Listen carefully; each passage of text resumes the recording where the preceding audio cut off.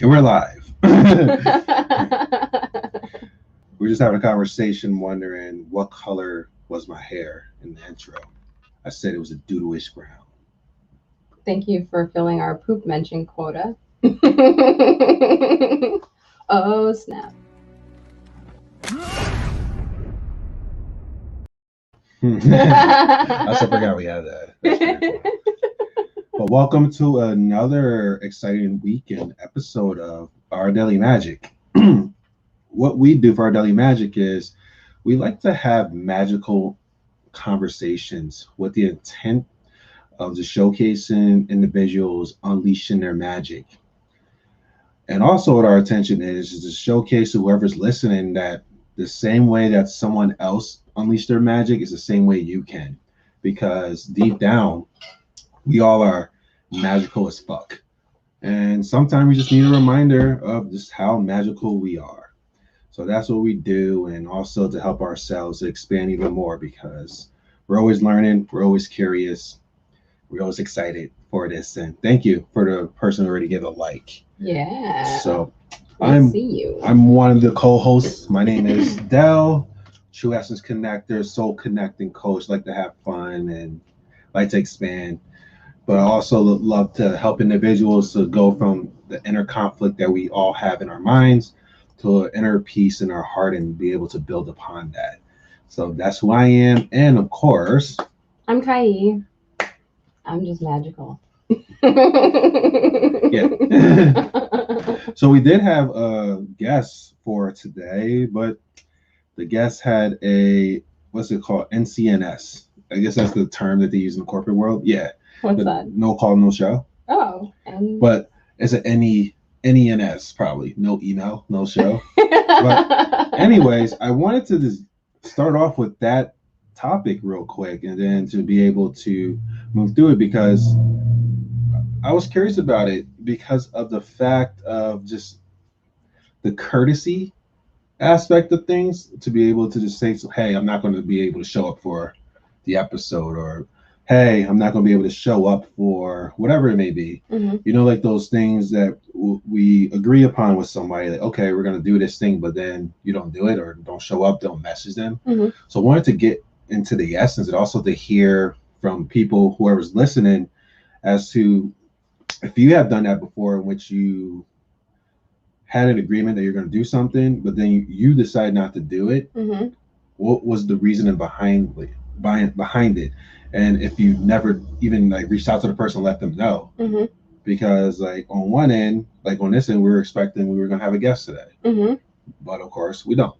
Mm-hmm. So my end, and it's a process and bringing awareness to it. It's like, it's a little bit of like, Mm-hmm.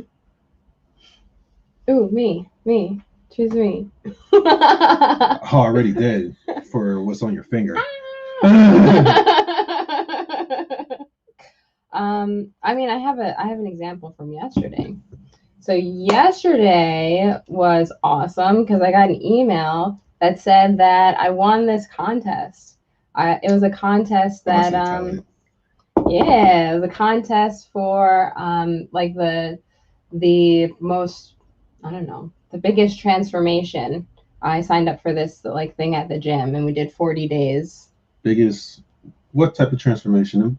Embrace that shit. Physical transfer? I don't know. But how did they gauge the measurement or gauge like if you won or not? What were they measuring? Oh, your results. Results of what? Your from your training and stuff. So what type of results? Because like there could be plenty of results like you're stronger. Does your hair get longer? Well, it did, but they were measuring like body fat. They measured like the circumference of like your legs and your arms and your waist and everything. And also we did like different like physical activities where they like measured that. Like we did like a rope pull and we did like a Jacob's ladder and rowing and all kinds of stuff. And so we did it. We did an assessment the first day, and then we did an assessment the last day of the challenge. And I won. I had the most results. or the biggest result, biggest transformation. I don't know what you call it. They measure You- body fat and weight and all that stuff too. You won. I won, You won based upon that journey. right? And kudos and congrats that you were very focused on that. So Thanks. we can go more into that, but also I want to allow you to get to your point. Okay, sure. So the point is that I got an email yesterday that said, "Hey, you won, and here's your choices. You can accept $1,000 in cash. Well, it's actually a check, or you can receive $1,200 in services at the gym." And I was like, "Ooh, I want to make sure that I make the right decision." So I could have, like, in my excitement, I could have emailed her back last night, like as soon as I read it. But instead, I waited until today. And for me, it was because I was like, man, which one should I choose? Which one's the right decision? And I already knew because I talked about it with Zella. I was like, yeah, I want the cash. But I was like, I had this hesitation to like do it. So it took me until today to do it. And I relate to that in other situations because there's some things that have shown up for me that I really wanted, but I've also just like taken a pause and like not acted on it immediately. So I can see how that procrastination could go from it only took me like a day to respond, but how maybe something that someone's really wanted and they see it, it's right there and it's offered right to them, but it might take them some time, or maybe they might push it off until they push off the opportunity Like this. like this. But of course, there may be another opportunity for it. But also, but boundaries wise, like this type of thing, just thinking about it, especially in the corporate world. I mean, I've done it before, and I got fired, and which I did a no call, no show, meaning like you have this expectation, obligation, quote unquote, this obligation to show up at your designated work thing. Of course, emergencies happen and you may not be able to respond because there's an emergency happening, and hopefully somebody close to you can be able to respond. That is like unforeseen circumstances that could potentially happen. Right. But if you are able to respond, which I was able to respond, but for me, I didn't respond because I felt guilty of I had this obligation, but I really didn't want to do it.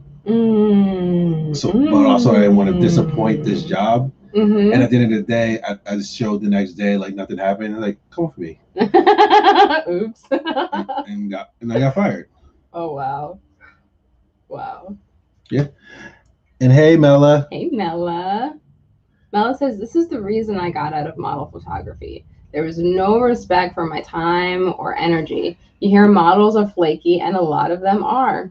They just decide not to come. No email, no text, no call. Even if I'd rented a hotel room, ouch, or gone out of town for the shoot, really. I still don't know why people can't just text. Dang." Yeah. Is it? It makes me wonder because, like, for me, it was the fear of disappointment for not responding. But even like, now I'm just from work. So let's say I was supposed to go on a date or something, and I decided, oh wait, I don't want to go with this. And what happened was the better option that I was going for reached out to me. So, oh wait, let me go to this better option, but I don't want to disappoint this person either. But also, I'm gonna go on this better option. So let me not respond to this person. Ooh. So what's that term? They call it ghosting. Yeah. Ghosting somebody. Yeah, heard. And I mean, there's countless Zoom calls, that I could say, where I was the only one on the call. And at the same time, it's like compassion, boundaries. Yeah, there's so much I could go into it. I can see both sides. It's the compassion and also the boundaries. And of course, the egos wants things to happen the way that you see it. Right. And then some people, they just show up the way that they show up.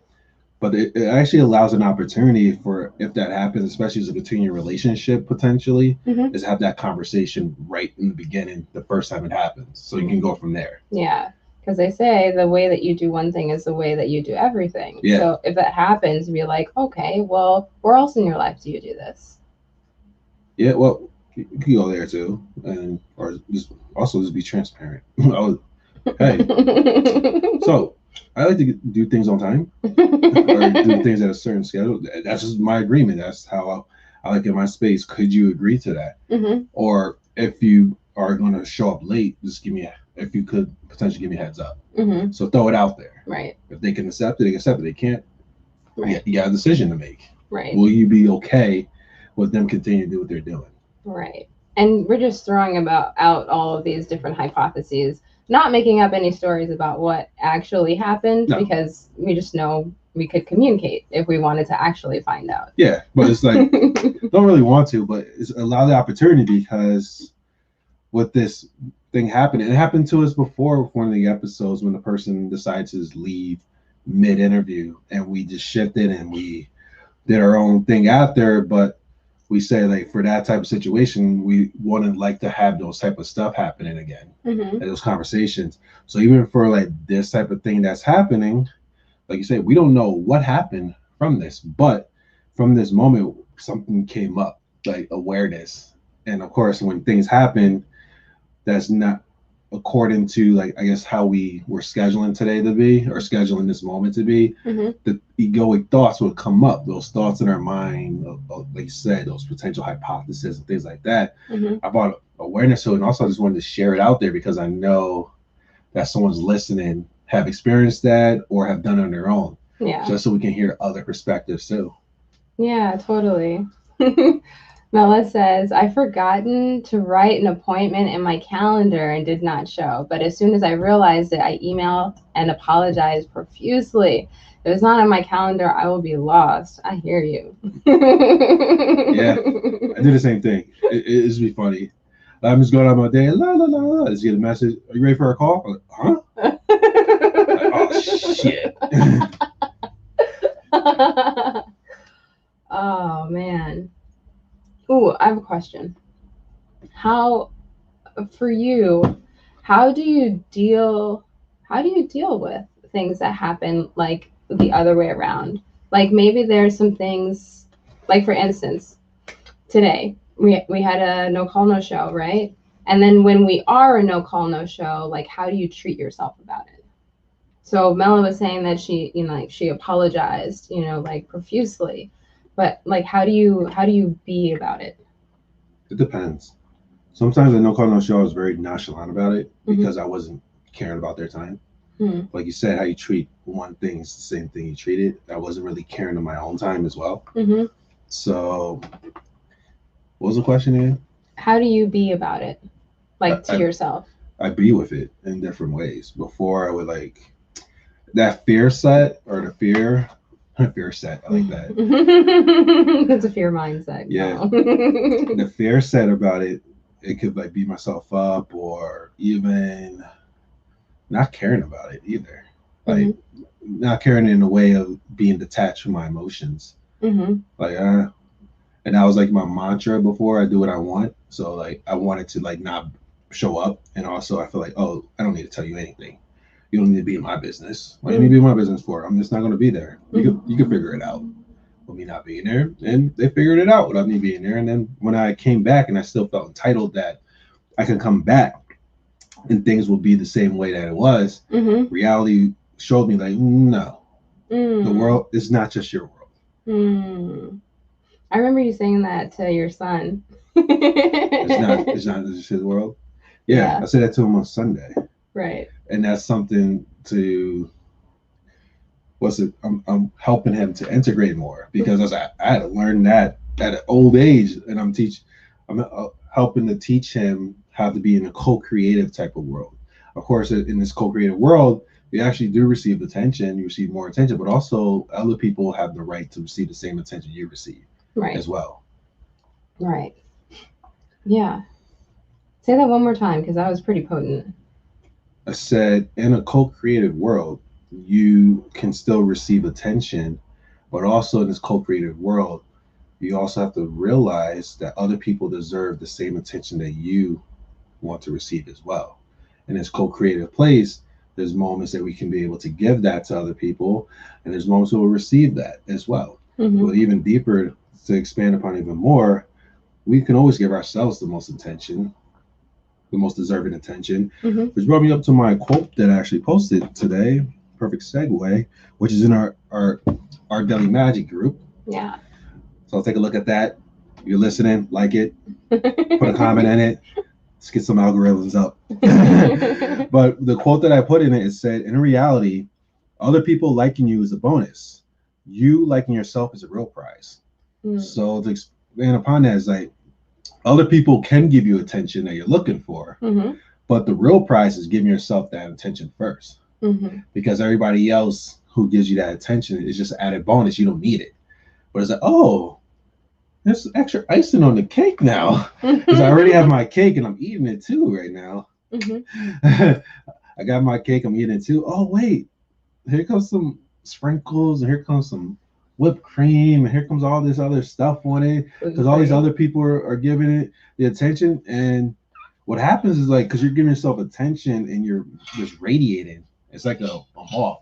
Oh, this person is very radiant. I want to be near this person. Mm-hmm. It's oh.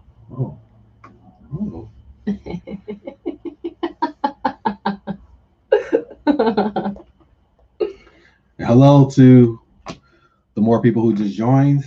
Hit that like, put a comment. Let's talk. Let's connect. Yeah.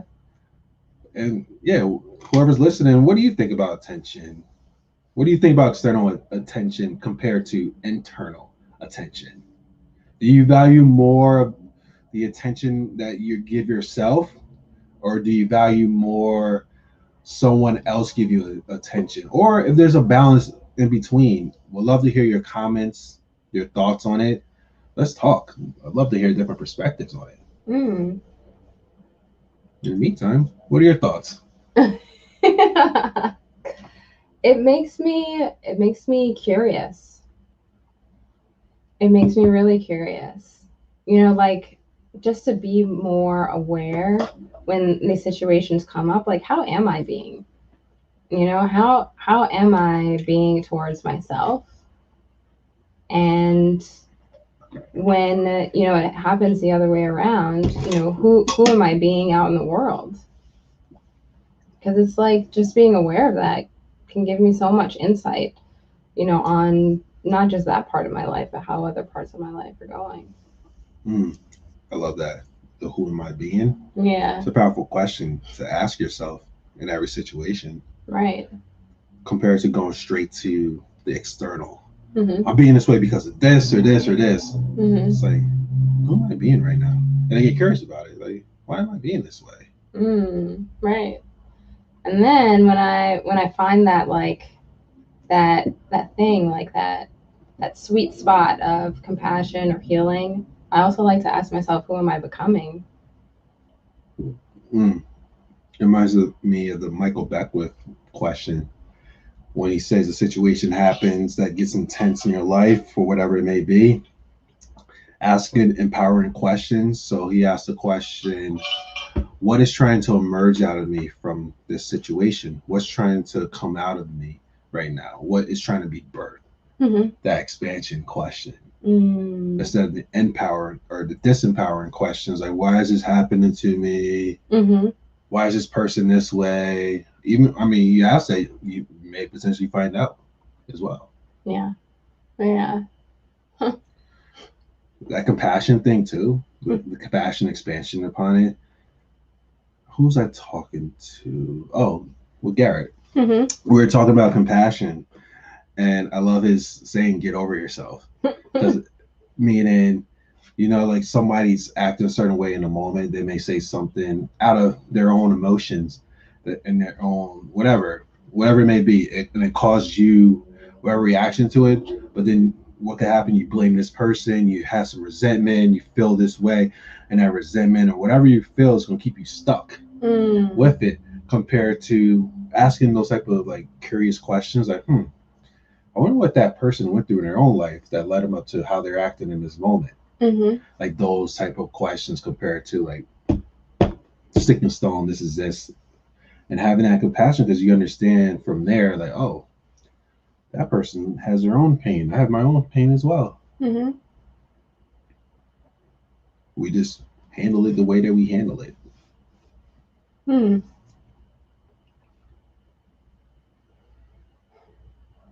I like to ask that question, who am I being? Because if I'm being judgy, you can't judge someone into expansion. So yeah, say that for those spiritual communities out there. Oh yeah, let's take it there. Like you can't Judge, shame someone, into a higher state of it's consciousness. expansion, right? Yeah. Yeah. It's like, oh, this person needs to get it. This person needs to get what I got. This person needs to expand more. This person needs to listen. This person needs to do what I'm doing my stuff. Right. But it's like, is Thanks, it work? Bella. Is it working for you? Because if it was working for you, you wouldn't be doing what you're doing right now. But it's a great opportunity too for people who are doing that to take a look at their own selves, because the compassion and also embodying your revelation is just radiates.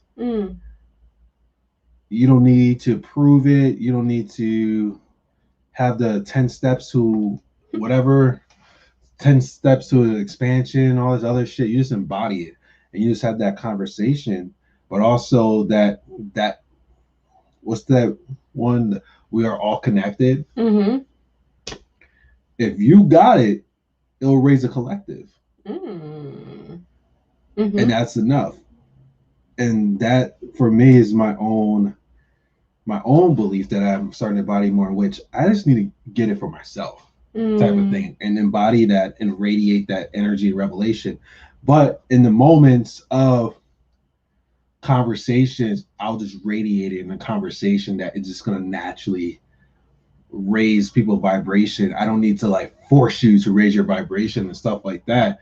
It's like, I'm going to force you to drink this water, horse. I'm going to lead you to the water and I'm going to dip your head into it until you drink it. Either you're going to drown or you're going to drink that shit, horsey. Shout out to the horsies. But yeah, it's monumental because like the embodiment, that universal embodiment, it just radiates. And just having conversations. It was the one we were talking about this before, and I said it to other people before. It was laughing. It's like that notion, like, let me hold space for you. I'm gonna hold space for you. Instead of like, just hold space for them. No, like making an announcement of, I'm gonna hold space for you. I'm gonna send you healing energy. Why not just send it? Because we're connected. We're all connected. Right. But what if it's already sent? Yeah. Just throwing stuff out there. But it's really funny. Like, I want to hold space for you.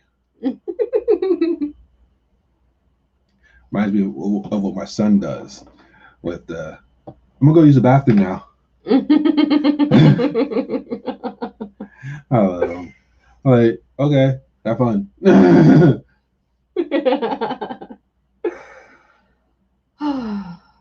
It's good stuff. Yeah. Yeah.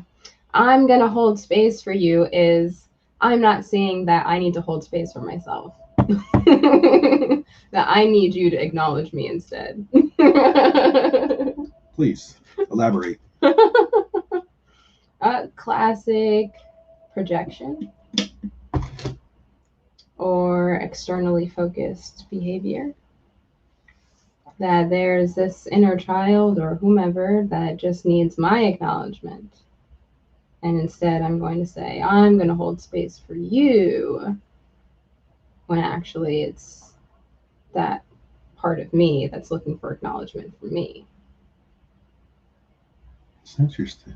One potential. Yeah, outcome. one infinite ones. Yeah. Yeah.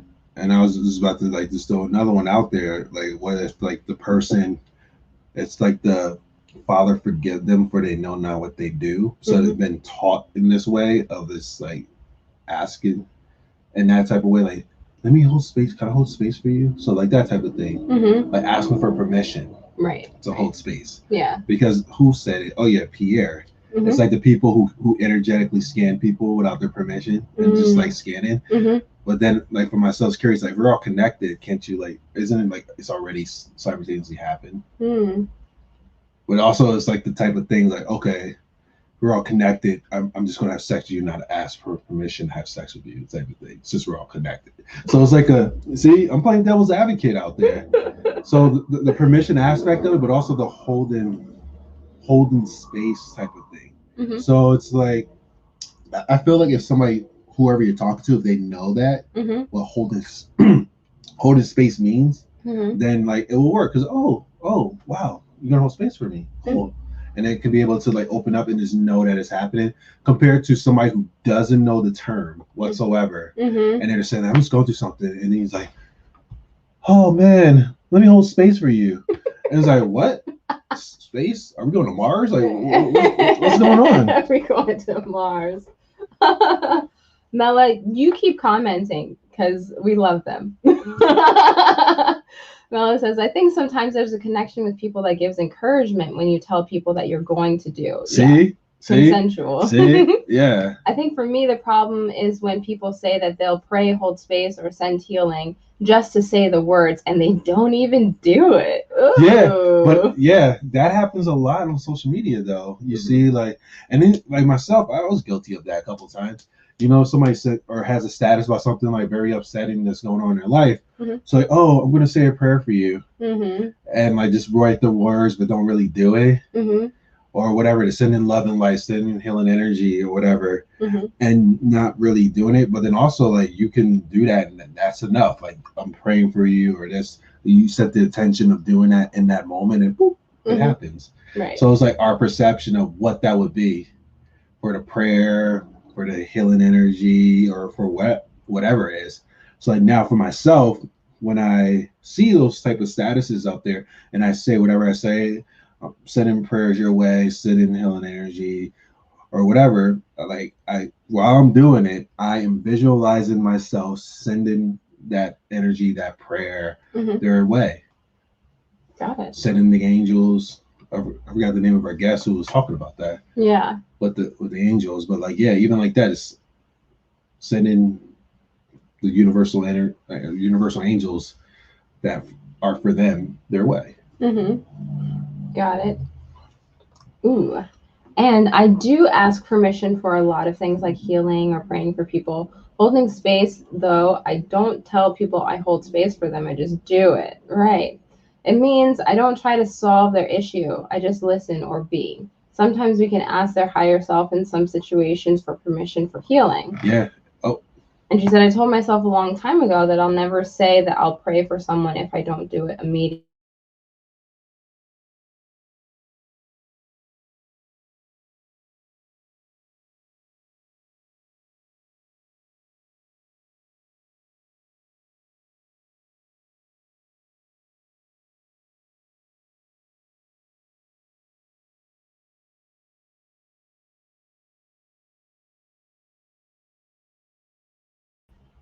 Hey, and we're back. That was fun. Right after you dropped it, it's like, space. Right. Space has happened. Let me hold space for my computer to reconnect to the internet. Okay, we're back. There we go. But yeah, it like be the space. Well, you are the space all the time, but then collectively we're in the space together. It's like that universal bubble. Say more. It's pretty cool.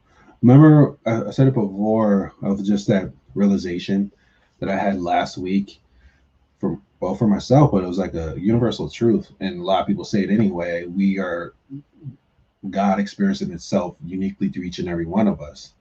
So like this whole universe is the compass of this divine force. Like everything in it is that space. So we are a part of that space, but then also there's like this infinite creator space that's all around us all the time, and we have access to that when we're able to step into that with that knowingness and knowing that we are also that space experiencing itself through us. and vice versa for each interaction that we have with people. It's the experiencer experiencing itself through us uniquely in each moment. Right. Like even all this stuff. I mean, there's normal terms for it, like internet, Facebook Live, YouTube, podcasts, whatever it is, whatever the term is. But really, it's the experiencer experiencing itself uniquely in all these different formats. And like with the internet, we're able to expand more, connect more and more people, and reach people in the physical term we don't know, but deep down, that connected part of us, we're all from that same experiencer, experiencing itself. And physical too. I mean, if you're listening to my voice, that is a vibration. Remember, I did that. What's that thing? That tone. I was pretty proud of myself. With your human didgeridoo? No, yeah. I can't even do it now.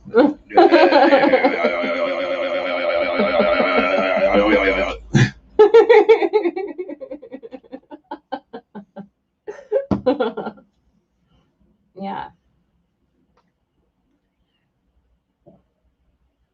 It's good. Really good.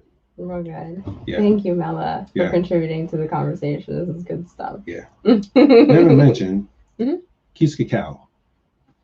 You get our Daily Magic website. Cacao. Cow. So amazing. So amazing. Dark chocolate, different minerals in it, but it's a real good present opener for us. And I highly recommend it. I was very skeptical of this before until I started trying it. And my ritual, this is like my coffee, but it's a great meal suppressor as well. And it's on our website. Think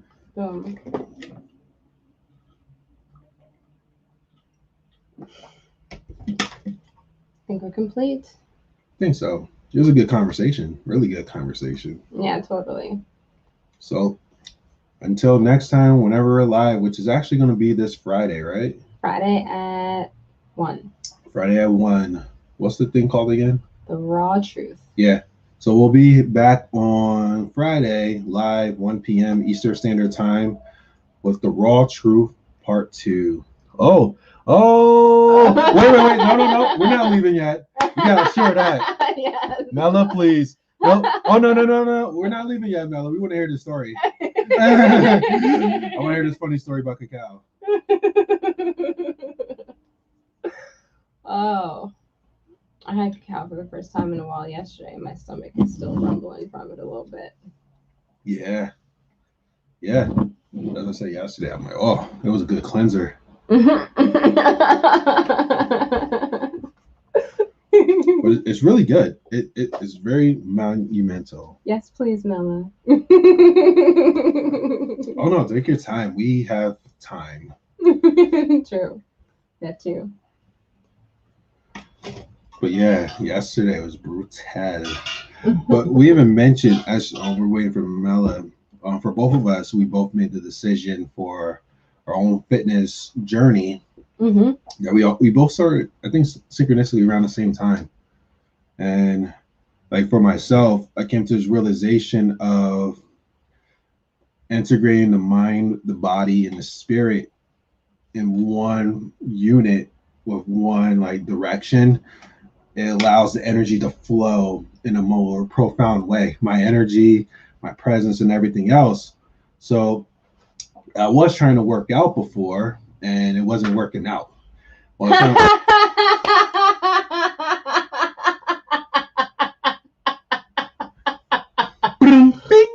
That's a good one. Yeah. So I was trying to do it by myself, and especially starting out working out, it's very tough to like really start out by yourself because of one, you have such momentum of not doing something that now you're starting to shift and start to do something differently.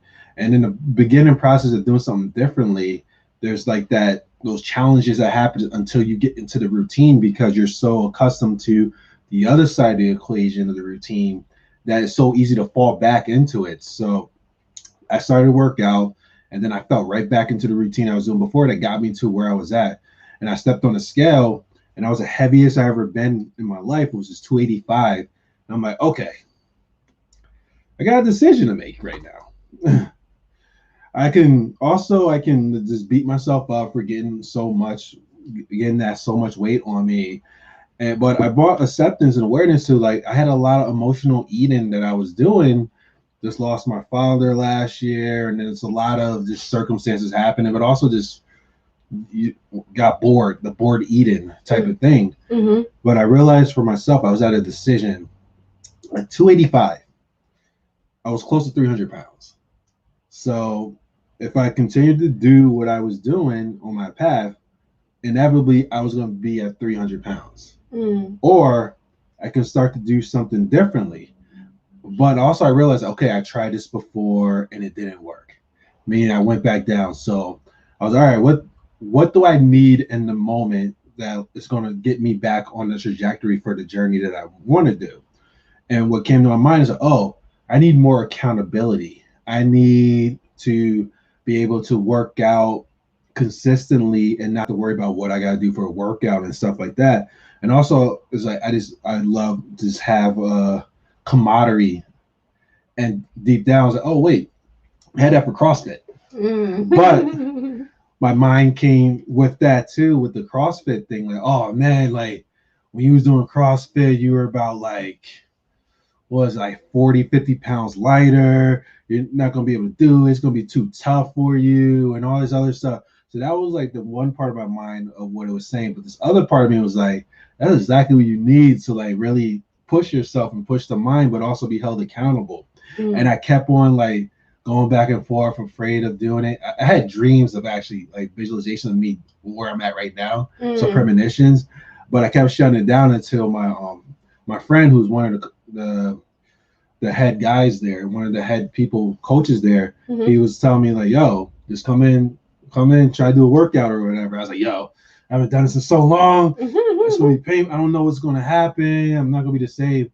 And then what he said to me was such a profound thing. And that's one of the notions for CrossFit that a lot of people don't even know, in which for CrossFit, even though there's elite athletes doing beast stuff, like the crazy stuff, the crazy movements, but at CrossFit, it's for everybody levels of fitness of where you're at. So it's a journey from where you're at, but you can be able to do it from where you're at, and it's totally fine. So I came to acceptance and started to do it, was in January.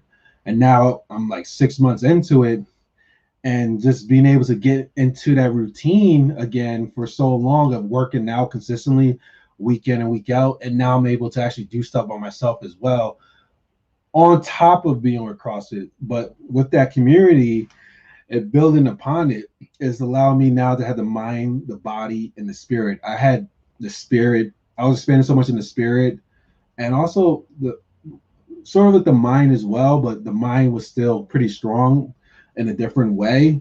It had a little bit moments when I did my meditation and stuff, but I integrated the mind, the body, and the spirit now. And now for me, my whole energy is in a whole more congruent way together, which has been pretty profound. So with that being said, I know that I'm pretty sure there's people out there who, whatever it may be, for me it was the fitness thing, overcoming myself and overcoming those things, but getting the support to help me in those initial steps of just getting that routine, getting the momentum. And that's all it takes. Once you get the momentum and your mind is programmed that way of doing that stuff, and you start seeing results and you start getting happy and things like that. Because I lost like over 20 something pounds, and I know that that is just part of the journey, and the journey is still continuing on. So all it takes is like those first couple steps. In those first couple steps of making that change, whatever it is in your life, having somebody that can help guide you is so profound. Agreed. Oh, and now we have the story. Let's go. Yes. Mela says, so at a retreat, I had a lady do a cacao ceremony, and I think everyone was thinking it was going to be like hot chocolate. We had this amazing, expensive cacao that she prepared for us in these beautiful little cups. and she presented them to us with her meditation, and we all lifted it to our lips, took our first sip, and almost everyone around the table had this look of utter shock and suffering as they tasted it for the first time. Most of them refused to drink anymore. I felt so bad for the lady and her ceremonial cacao she prepared, but these ladies weren't having it. That is funny. It is. Yeah. Yeah. Do you want to comment on the taste?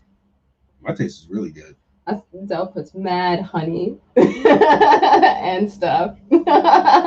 So he has his own special brew, which probably does taste like hot chocolate.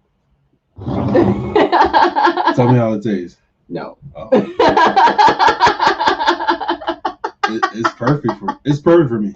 And that's the thing too, like for these type of stuff, like the cacao, but also like the ceremonies and things like that. Thank you for sharing that. That's the realization that I came through with myself, and this ceremonies, everything, spirituality practices, all this other stuff, is figure out what works for you and go with it.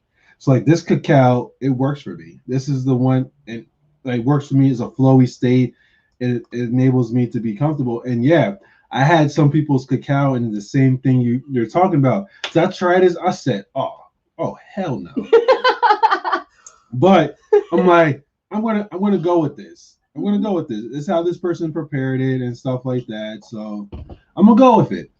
Still had some profound experiences, but also it's like, all right, I'm not gonna do that one again.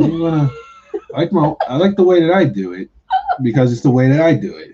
Right. And I love the way that you do it. Like when we first moved here, I was like, can you please make a cacao for me? Because the way that you make it is so good. I was stingy with the sweetener. Yeah. But also they say like, or they recommend to do things a certain way with the cacao and things like that. But also it's a choice. I know some people, they like force those things as if like this is the only way to do it. But no matter what it is, there are infinite ways of doing it. True. And if you think your way is more superior than everybody else's way, that's spiritual ego. Because all ways are going to lead the same way, and all ways are good. Or I don't like to use good either, because that's just another human term. All ways work in the way that's supposed to work, and all infinite roads will lead to the same destination. Nobody's destination is more better. Nobody's one is more superior. Nobody's other one is like less than. It's all perfect. Mella's perfect way was that she would put a teaspoon in her coffee each morning for a while. That's cool. Yeah. I like, because a lot of people, they have different ways of using cacao. They got the love you too, Mella. Love you. But a lot of people have different ways with the cacao. Like some people, the cacao protein shakes, protein powders. The way you do it your own way. Right. And that way works for you. Yeah. I would potentially be open to trying it, but like, hey, this works for me. That's so funny though. Their expectations were mad hurt. Who? What? The cacao. Oh yeah. And this reminds me of the let's say like the psychedelics ones too. People, it's like if you're expecting, let's say ayahuasca to taste so good.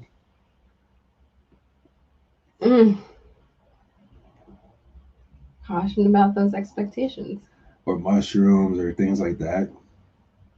I think that was another motivated factor for me to like really stop like really doing them shit. I'm like, I don't feel like tasting bitter shit. For what? And that was another motivated factor for me. I'm like, for what? I feel like I could get in the same place meditating.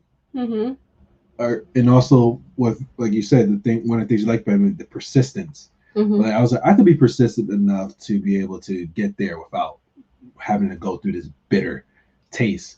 But here's the punchline: you go through the bitter emotions now. But I'll take those over like the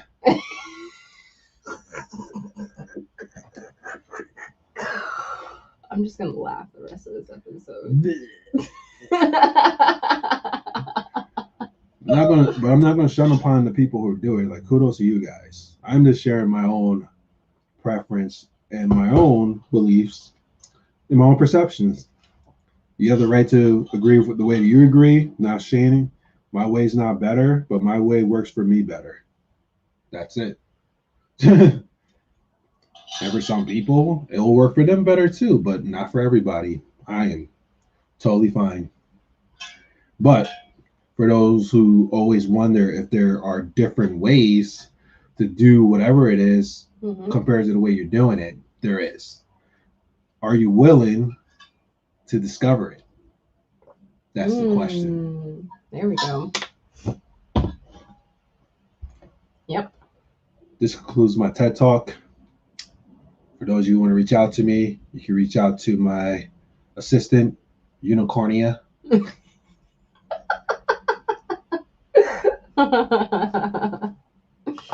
Yeah. Everybody have a great day. Stay magical. There you go. Finally dropped.